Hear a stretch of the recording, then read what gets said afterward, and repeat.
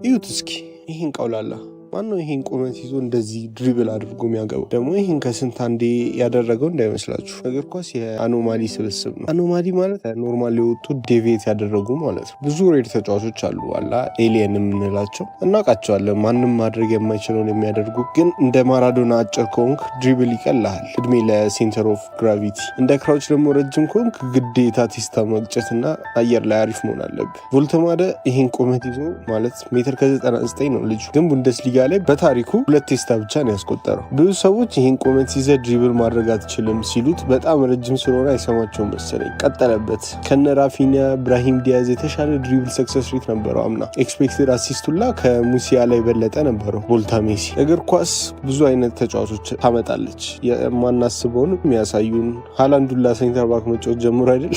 አፕዴት ነው መሰለኝ አዲስ። ቮልተማደም እንደዛ አይነት ተጫዋች ስኪል በዛ ቁመት ምን አይነት ስሪት እንደሆነ ግራ ያጋባል። ጀርመን ውስጥ ቮልተ ሜሲ ይሉት ነበረ፣ ግን ሚዲያ ስታሸንፍ ይደግፋል፣ ውድቀት ላይ ደግሞ ይረግጣል። ስቱትጋርት ሁላ በነፃ ዝውውር ነው ያገኙት ልጁ። ከዛ 90 ሚሊዮን ዩሮ ነው ያገኙበት። እንዴት? አስተያየታችሁን እስቲ ኮመንት ላይ አስቀምጡልኝ። ቪዲዮን ላይክ ሼር አድርጉላችሁ ለጓደኞቻችሁ፣ ሰብስክራይብ ማድረግ አትርሱ። በነፃ የወጣው ከቀድሞ ክለቡ በክለቡ ምክንያት ሳይሆን በራሱ ምክንያት ነበረ። ምን እንደሚያደርጉ በትክክል አልገባቸው ነበረ። ቨርደር ብረመን ቮልተማደ ለ14 ዓመታት ከቨርደር ብረመን ጋር ነበረ፣ ግን ክለቡ ራሱ ኦን ዲክላይን ነበረ። ከነ ሚሮስላቭ ክሎሰ ከነ ሜሱት ኦዚል ወጥተው ወደ ገብረ ስላሴ ጊዜ መጥተው ነበረ።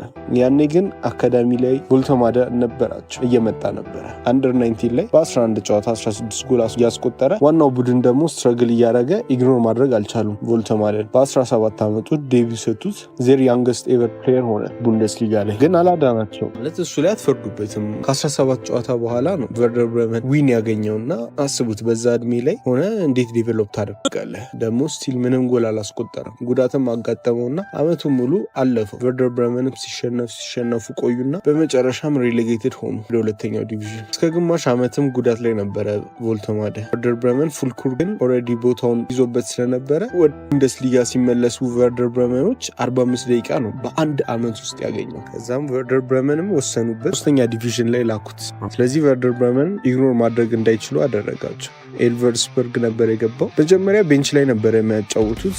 ከዛ ግን ተቀይሮ ገብቶ አሲስት አድርጎ አቻ እንዲወጡ ሲያደርግላቸው ስታርት ማድረግ ጀመረ። 4% ጨዋታዎቹን ተጫወተላቸው። በዛም ላይ 10 ጎልና 5 አሲስት አደረገ። ዲቪዥኑ ላይ በድሪብሊንግ የሚደመሙት ሰርድ ዲቪዥን ተጫዋቾች ደግሞ ፋውል እያሰጠ ፔናልቲ እያስገኘላቸው ነበረ። ብቻ ኤልቨርስበርግ ፕሮሞትድ እንዲሆኑ አደረገላቸው።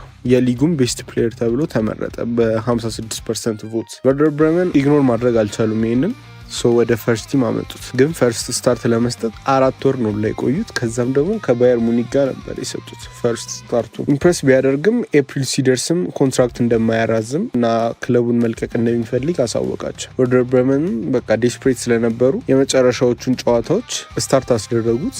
ከ39 ቡንደስሊጋ ጨዋታዎች በኋላ የመጀመሪያ ቡንደስሊጋ ጎሉን አስቆጠረ። እዛ ጨዋታ ላይም ደገመና ስታቱን ብታዩት የእሱን ጎል ማስቆጠሩን ፓርት ብቻ ብትተውትና ሌላ ኦልራውንድ ፕሌው፣ ቻንስ ክሪኤሽኑ፣ ቦክስ ውስጥ ብዙ ተች ማድረግ ምናምን ፐርሰንታይሎቹ አብዛኞቹ በጣም ሀይ ነበሩ።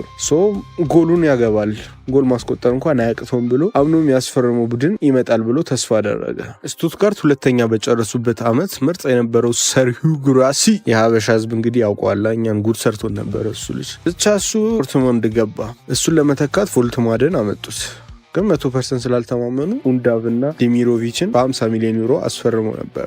ነገር ግን ቮልተማደ ለእነሱ ቤንች መሆንን አልተደራደረም። በመጀመሪያ ስታርቱ ላይ ይህን ድንቅ ጎል አስቆጠረ። ገና ነው ልጁ። የጀርመን አንደር 21 ተጠርቶ ነበረ። ስትሪኩን ቀጠለበት። ለስቱትጋርት ጎል ቢያስቆጥርም ወይ ከቤንች ወይ ደግሞ ካፕ ላይ ነበረ ስታርት ሲያደርግ የነበረው እና ከዩኒየን በርሊን ጋር 2-0 ሃፍ ታይም ሲመሩ ቀይሮ አስገባው አሰልጣኝ። በረኛውን በላሉን አጥፎ ቶፕ ኮርነር ላይ ስማሽ አደረገው። ከዛም ሁለተኛውም በሚገርም ሁኔታ ተቆጣጥሮ ኳሱን አረጋግቶ አስቆጠረው። ከዛም ጎል ማስቆጠሩን ቀጠለበት። ትንሽ ህመም ሲመለስ 70ኛው ደቂቃ ላይ ተቀይሮ ሲገባ ስቴን ጎል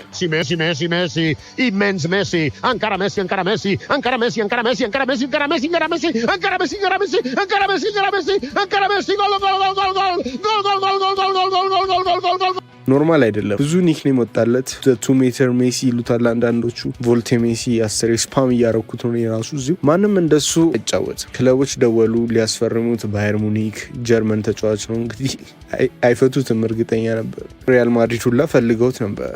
ስቱትጋርት 100 ሚሊዮን ነው መጠየቂያው ብለው ቮልተማድም ክለቦችን ለማሳመን ብሎ ዲኤፍቢ ፖካል ላይ ሴሚ ፋይናል ላይ አስቆጥሮ ፋይናል አደረሳቸው። ከዛም እዛው ፋይናል ላይም አስቆጥሮ ለስቱትጋርት የመጀመሪያ ዋንጫቸውን በ18 ዓመት አመጣላቸው። አሁን የተስተካከለ ስታት መጣ። ብዙ ጎል ሲያስቆጠር አንደር 21 ዩሮስ ላይም ቶፕ ስኮረር ሆኖ ጨርሶ ፋይናል ቢሸነፍም ባየር ሙኒክ ሌላ 100 ሚሊዮን ለአጥቂ ማውጣት ስላልፈለጉ ኒውካስል ኢሳቅና ኤኬቲኬን ስላጡ ወደ ቮልተማደ ዞረው 85 ሚሊዮን አወጡ።